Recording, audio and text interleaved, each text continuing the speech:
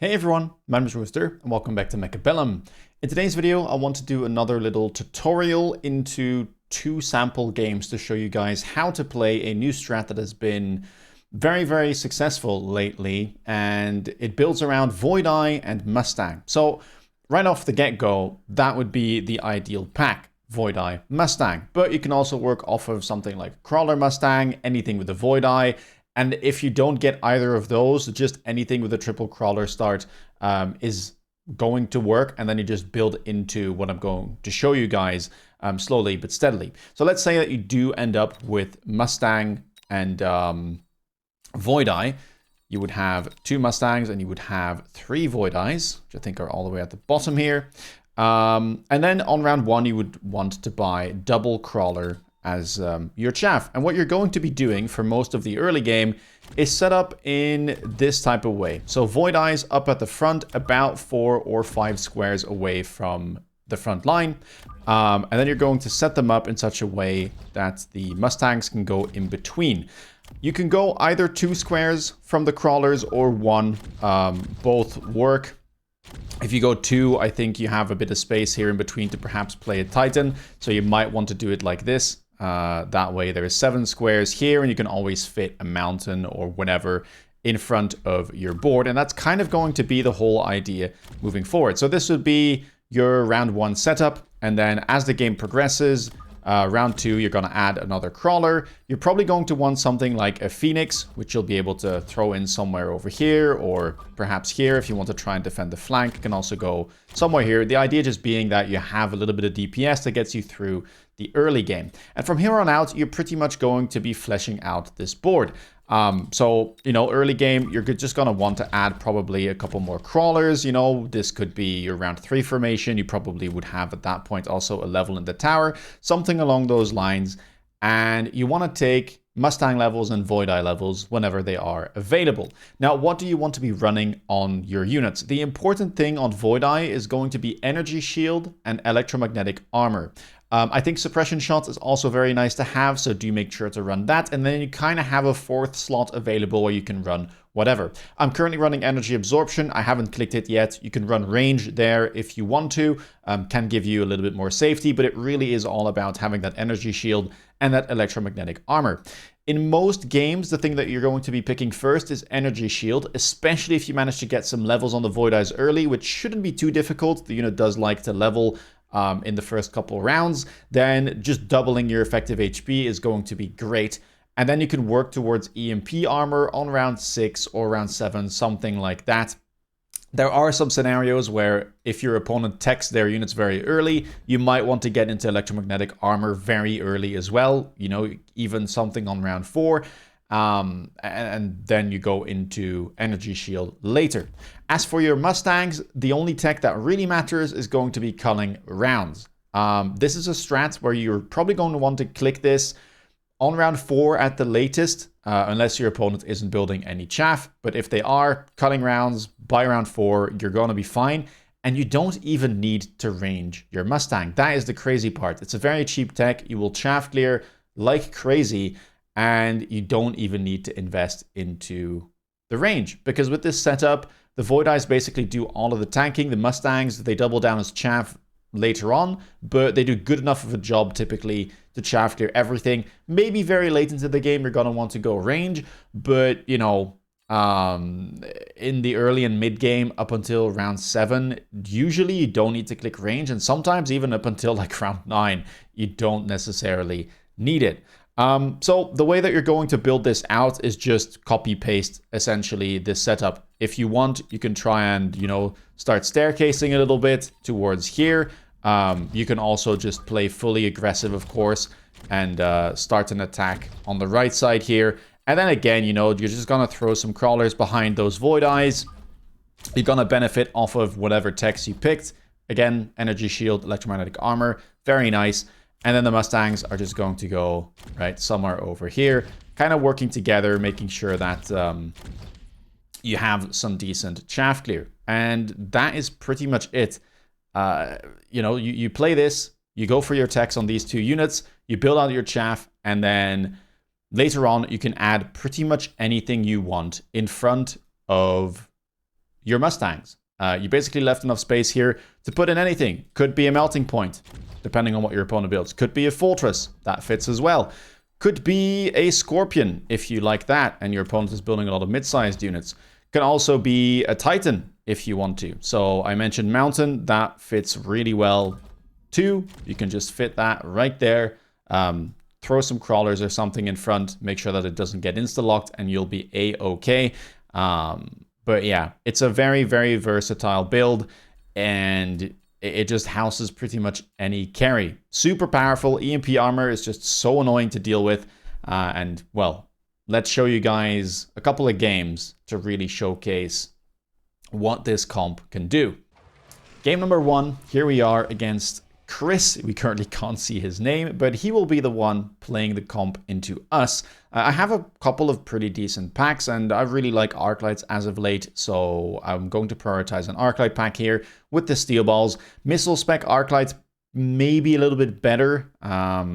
Missile spec is a lot stronger, and it probably is one of the better specialists to, you know, have into the specific strat I just highlighted. Definitely not a super easy matchup if you're playing, you know, all of those squishy early game units. But we're going to have Arclights, we're going to have steel balls, and I'm going to decide to play defensively here. I was pretty happy about my matchup. Normally speaking, Arclight into Crawler Mustang is very nice. The steel balls aren't that useful, but they're at least going to buy me some time and kind of double down as a chaff tank of sorts. But it seems like I will be gambling on the wrong side of the field here. I wasn't quite sure what I wanted to do, whether I want to push on the left or on the right. And it looks like, oh, maybe I will be guessing correctly here what side it was going to be. A lot of back and forth here between where I want my Arclights to be. Looks like eventually I will be going on the left side, and we can see already here the setup by Chris. Slightly different from what I showcased. The Mustang is a little bit further back. There's a little bit less space in between these void eyes. That's kind of up to personal preference, but you can see the general idea here that is being used. Arclights, not in the ideal spot, but at least I'm gonna have the Arclights protecting my right side tower, so eventually if my opponent does decide to attack the right side, I have something there and I can start building off of it. The main idea up against Mustangs and Crawlers early is you want to tech your Arclights as fast as possible. If the steel balls do a good job of tanking, we can keep them. I have buildings to sell out of anyway, but at some point I don't mind getting rid of them if it allows me to get, you know, Arclight levels, Arclight range, that type of stuff. Some Crawlers as well are all definitely going to be more useful than level 1 steel balls. And yeah, the only thing I'm thinking about here is making sure I have some anti-air and making sure I can get range on my Arclights. Round number 2, we have unit reinforcements. Phoenix here seems like the best choice, as well. We both need anti-air. We both still need some decent DPS, and Phoenix provides all of that. It also beats all of the other unit reinforcements here, so it's a logical choice, in respect to that as well.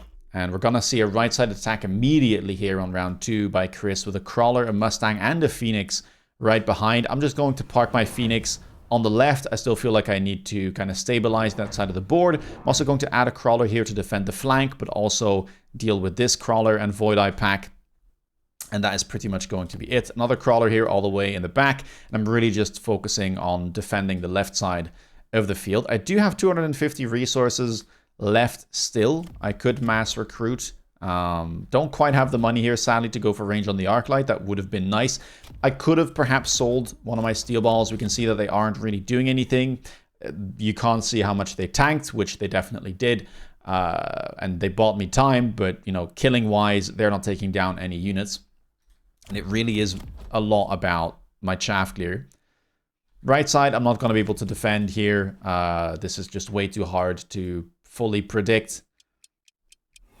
And I will likely end up losing my tower as a result and probably lose the round as well. But that's fine. I won round number 1. I still have 5k hit points. Lots of the early game here. It's just going to be about making sure that you've stabilized one side and then you can start stabilizing the other side as well. I do add a Fang on the right side of the board. I do mass recruit just to try and kind of defend against a potential Phoenix attack. It is a Phoenix attack, but it is supported very well, so it will result in a victory there for Chris, who will then take down my tower.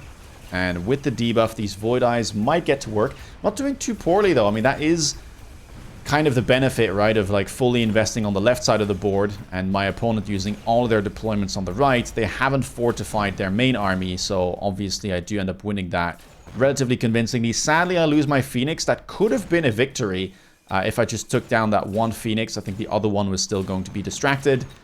And that is actually going to lead into a Phoenix level up as well. That's not ideal, as the damage really does matter a lot against my tanks. But, you know, still pretty even matchup so far. Redeployment shows up. That is what Chris is going to go for. Efficient tech this early on, not a bad idea. I am planning to buy a lot of techs this game, especially with Arclight range already being mandatory. So that's what we're going to do. Picking efficient tech research, range on the Arclights, another Arclight on the right. And now at least I've kind of got my base set up, right? I've got chaff. I've got my 5 Arclights with range. That's been dealt with. And now basically it's all going to be about stalling and making sure I have enough DPS. So I make sure I add a Phoenix here on the right to deal with this Phoenix. And I'm pretty happy here to use a missile to try and slow down that right side. I can kill a Void Eye and a Crawler pack here, so that's not too bad. Opponent does have access to their Sabertooth here. I didn't really highlight their Specialist, but this came from the Specialist, so they do have a bit of a power spike this turn. Sold out of a Steel Ball, and yeah, as I mentioned, at this point, what I'm really looking for is either building more Arclights and, you know, start farming levels, maybe go for Elite Marksman, or perhaps build some tanks. So I could try and go for something like Sledgehammers here to really stall. They don't do too poor of a job against the Mustang. And as we can see already here, Culling Round got picked up by my opponent. Not a bad idea. I do have a decent amount of chaff already, and yeah, the tech is dirt cheap.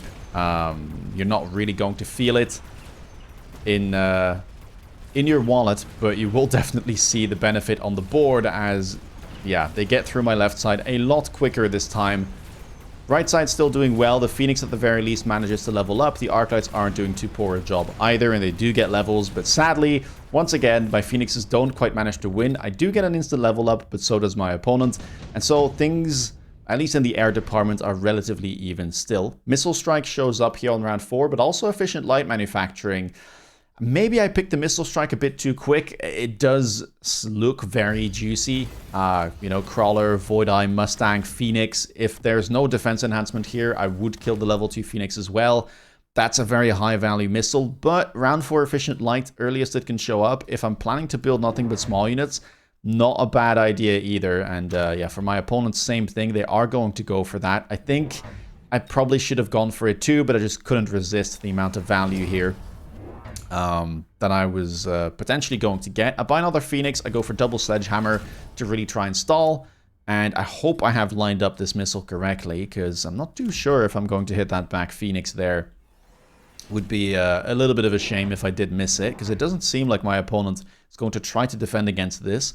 More Crawlers getting picked up, more Phoenixes. I mean, you can see the build order is relatively simple and straightforward here. Just more chaff, more of the same units. And make sure that you have adequate anti-air. You don't need to spam Phoenixes as much as this. Oftentimes, just having 1 or maybe 2 is going to be enough.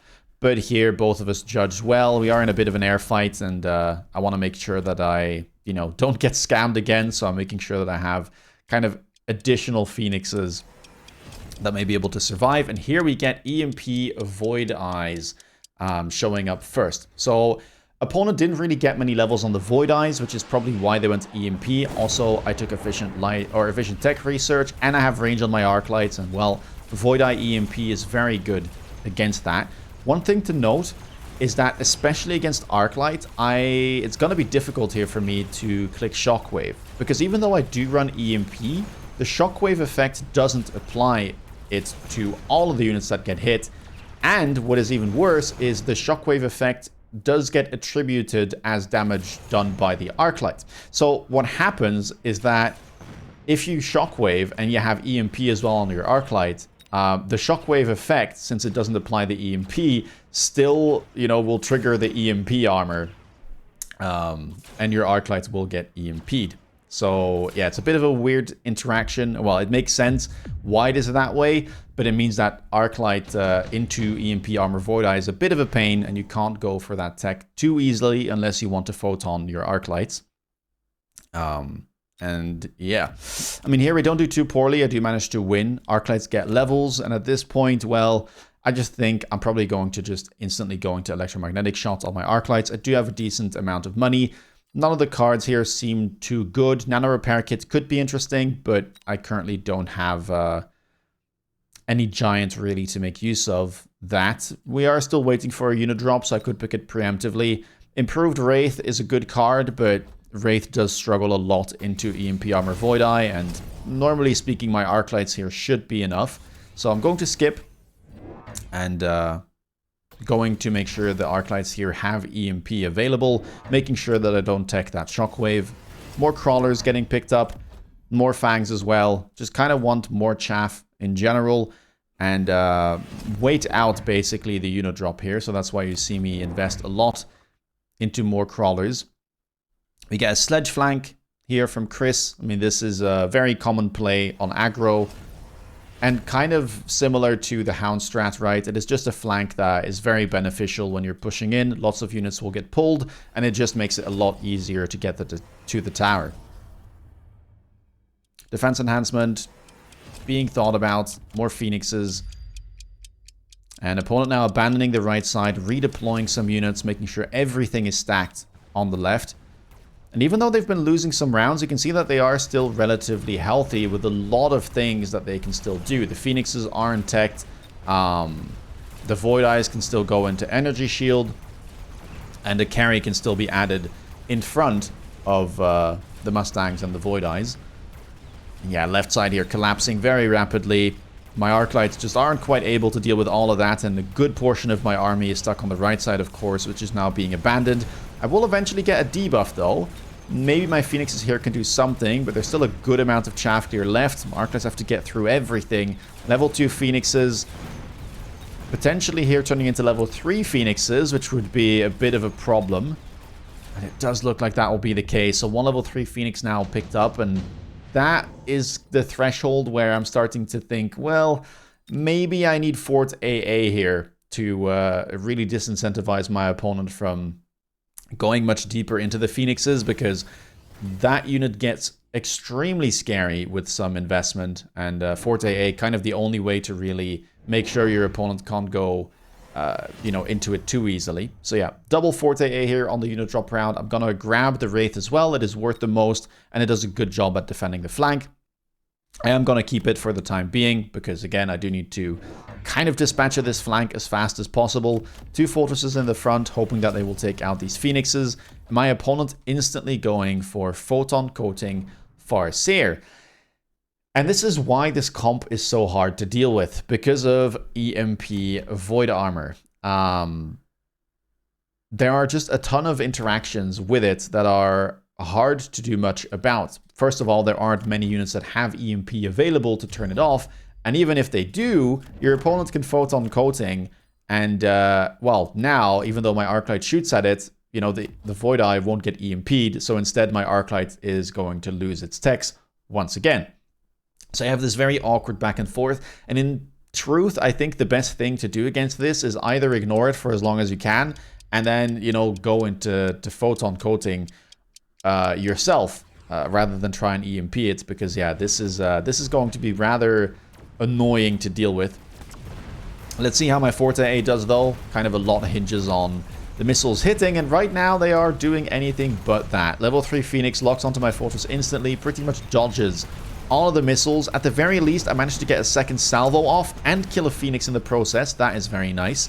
And another pack died as well, so only one left. Opponent, by the way, went for the Scorpion there from the unit drop. Very, very tanky. Tough to deal with. Wraith is doing whatever it can. And right side is also not doing too poorly. But it looks like, again here, I will take some damage. And Chris will be taking the lead in the match.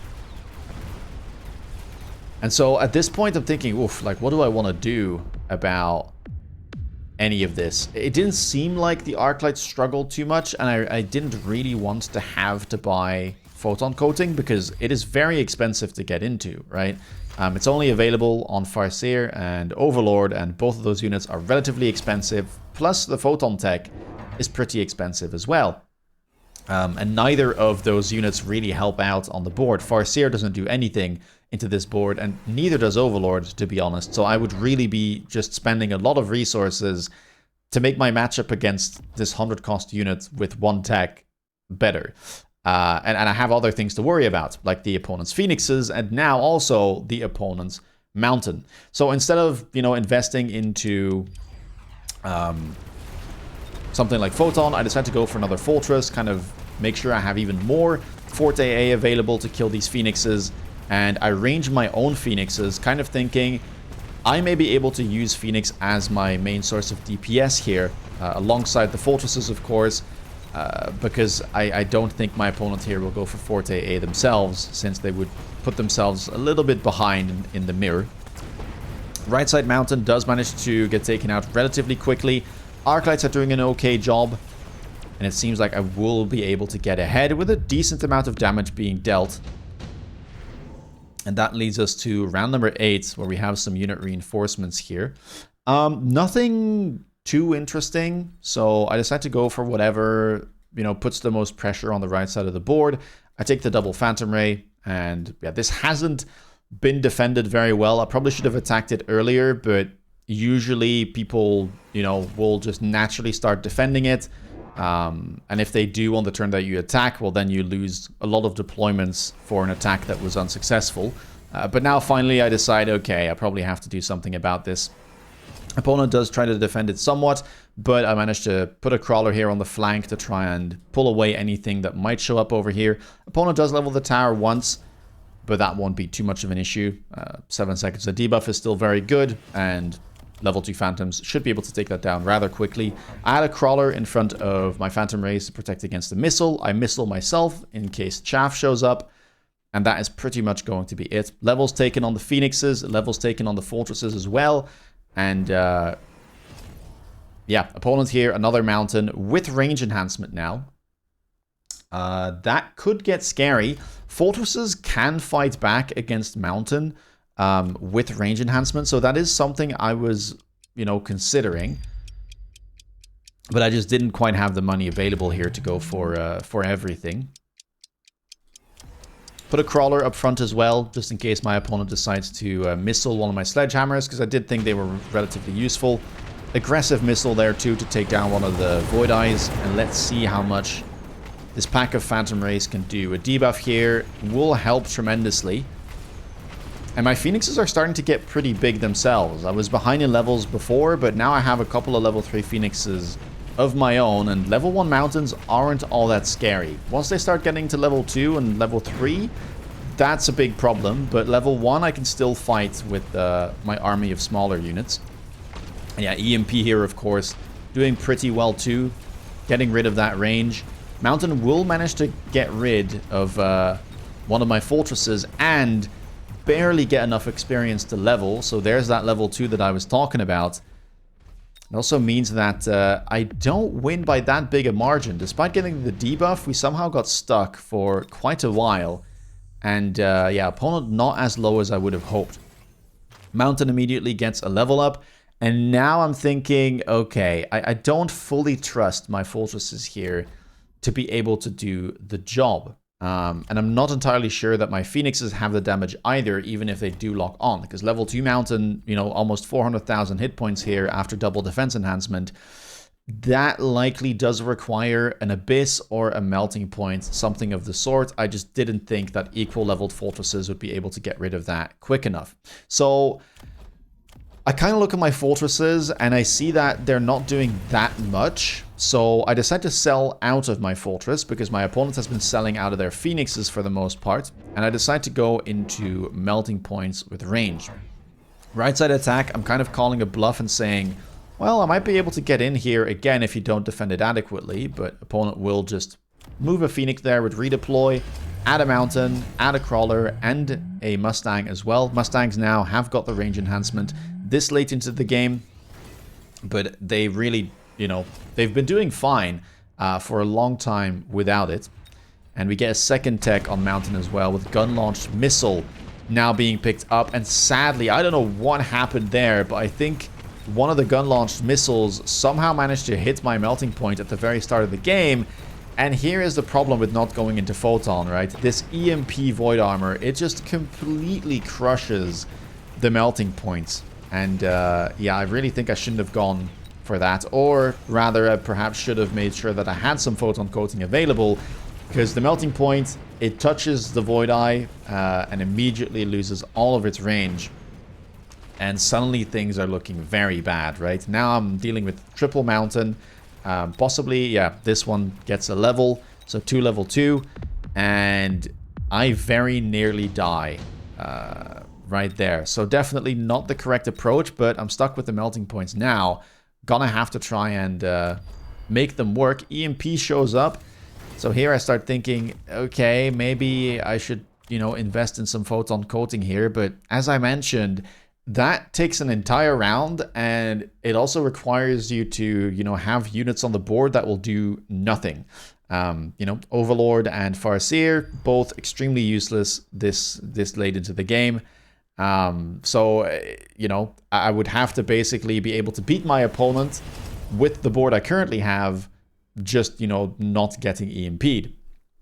I decided to sell a Fortress here to have a bit more money on hand.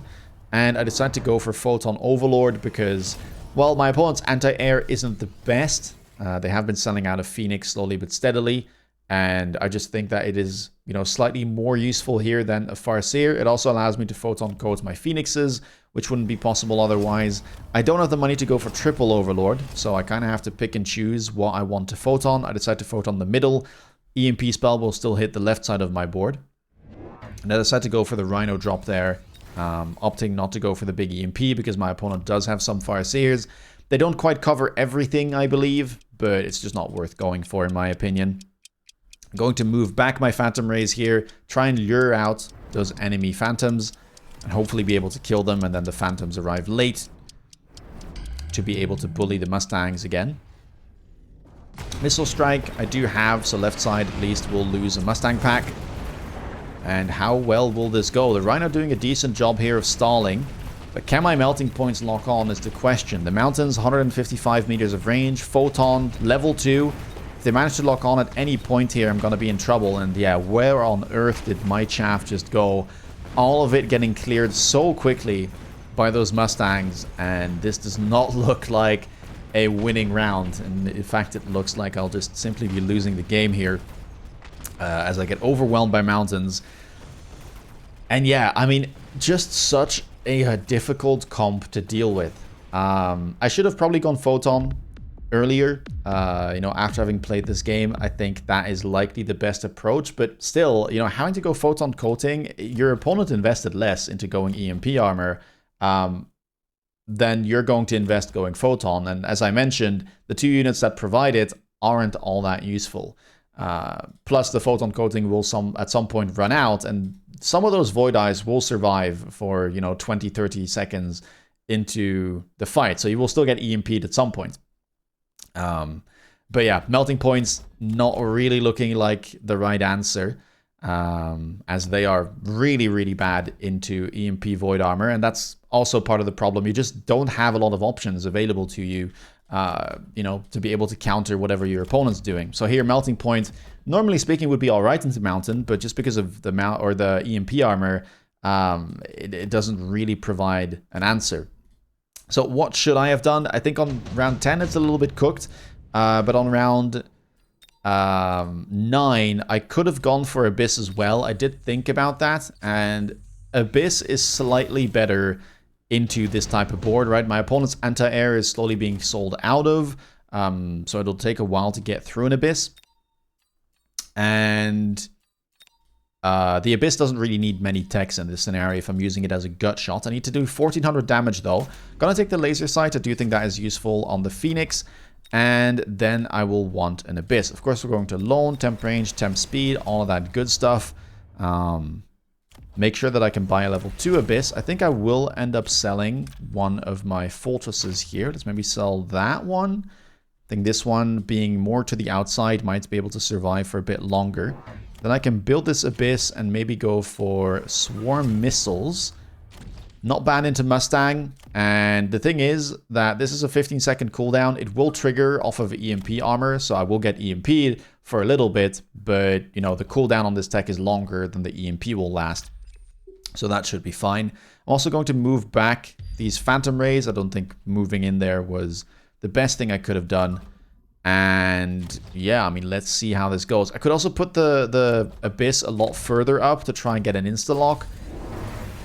But I think this maybe is a little bit safer. And let's see how well this does. Can see that the Abyss gets EMP'd, but again, it is extremely tanky. And without much anti-air, at least the Phoenix that's over here, this should be able to survive for a good amount of time. Yeah, there we go. Abyss locking on, taking down the mountains. I do get debuffed. Will I be able to survive long enough? It kind of looks like I will. Abyss surviving is 500 damage at the very least. I have a little bit of extra stuff living as well. And I would have been able to gut shot here. You know, barely, but I would get there. 1500 damage. I think I needed to deal 1400. So this would have been the correct play, but again, you know, that was because I had a decent mid game and I managed to bring my opponent low enough to where this would work. But, you know, if I don't kill my opponent here, I think I'm in a lot of trouble, right? My opponent here can just go AA Mountain next round, or, you know, anything else, really, AA Farseer or something of the sort. And I don't think the Abyss would work for another round. So very, very tricky to deal with. That was the first game. I'm quickly going to head over to another one where I decided to play it myself. Okay, here we are. It's a 2v2 game together with KeyPals. Shout out, by the way, because he is the one who really popularized the strat and yeah, did a lot of research as to what works well and what doesn't.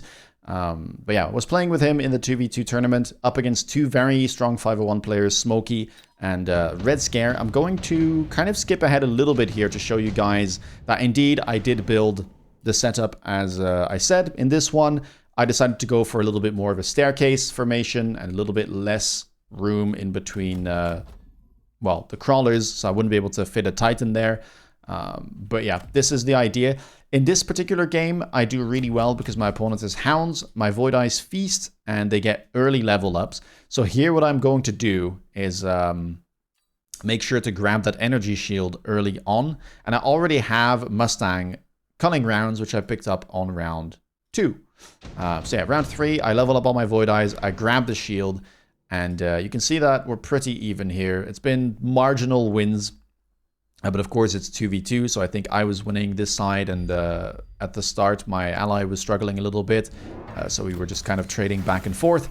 Here I decided to get Assault Scorpion from the card selection, which many of us picked. I mean, the left side was Badger versus Badger, so obviously that made a lot of sense to pick as a card. I am going to get EMP'd here, which I did not play around. I just didn't have the money for it. And I really wanted to get double Scorpion on the board. But still, we do relatively okay here. And I felt like I was scaling rather well. First unit drop, or well, actually the first unit drop showed up on round 2. But the important one here, the second one, shows up on round number 5. Now, I did pick up Assault Fortress as well, alongside Assault Scorpion on, like, round 3. Because, again, right, just any carry in front of this does really well, and Assault Fortress in a headbutt is fantastic. So, yeah. I thought to myself, well, I'm going to use the Scorpions. I'm going to go for Armor Enhancement, because it's incredibly cheap, and it makes the Assault Scorpions even tankier than they already are. And I don't mind trying to bait out a hacker here. If my opponent goes for Hacker, I can just sell out of the Scorpions and go into Fortress. Ideally, I would have liked to have the Fortress from the drop here to just have it unlocked. However, I was a little bit afraid of the Wraith. Any armored units is a problem for this comp early on because I only have the Mustangs and, well, they deal no damage. So I do need to make sure that I kind of cover against armored air units. That's why I go for the Farseer instead of the Fortress, and I think to myself, I can always buy the Fortress later if I really need to. You know, if the opponent does go Hacker, which they end up doing, I can sell out of my Scorpions and I'll have enough money to be able to unlock Fortress. So that is kind of what happens here. Again, very even round. And now we're starting to get towards the later portions of the game where I just choose whatever, you know, carry I want to put in front of my Mustangs. So I pick up an intensive training, I level up my fortress here, and I slowly start, getting out of my scorpions and into fortresses. I do decide to go for barriers here, very important thing to do against hackers. It just, you know, reduces the damage that they do by 30% whenever they have to deal damage instead of hacking. So that's why they're so bad against barriers and anti-interference.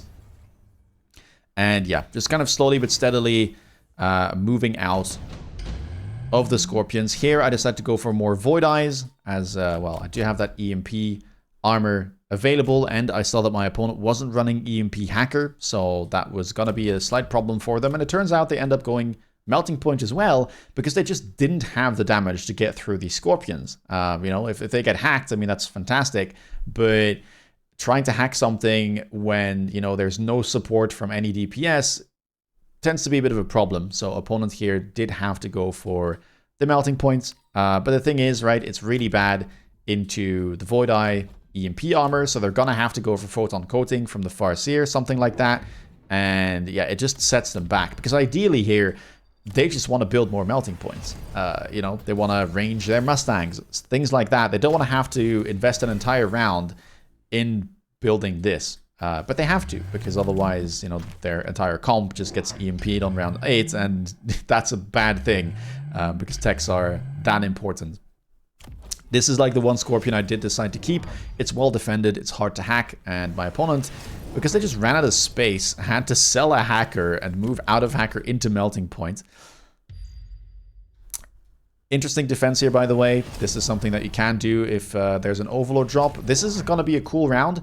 You perhaps can't see it, however, there are 2 Overlord drops here right on top of one another, pixel perfect, and we're going to notice something really funny. I did not know about this. 2.5 years of play, I've never seen this, but yeah, this is a funny interaction that I guess only really happens in 2v2. But if you stack the same spell, and it is an air spell, so it spawns in instead of falls out of the air, yeah, you will see something funny happens. This is a defense, by the way, against an Overlord drop. Back and forth crawler. Overlord really bad at hitting crawlers when they're moving, and this basically stalls for long enough that I don't instantly get debuffed. And yeah, that is 2 Overlords in one. If you stack them perfectly, for some reason they don't collide or push each other out of the way.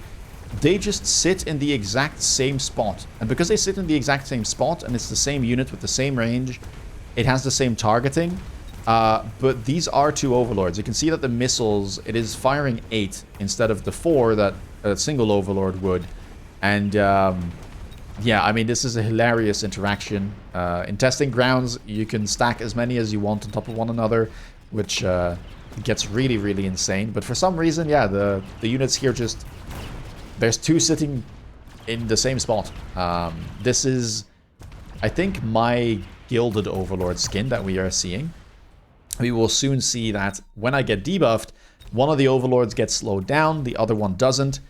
And then they will start, you know, merging out of one another. Here we go. 2 Overlords hidden in one. The jig is up. But we do manage to win here.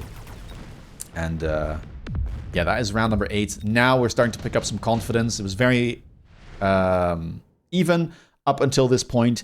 But at this stage of the game, you know, I've got all my Mustangs here, fully skilled up with levels, really high cunning round threshold. All of the chaff that they hit instantly dies.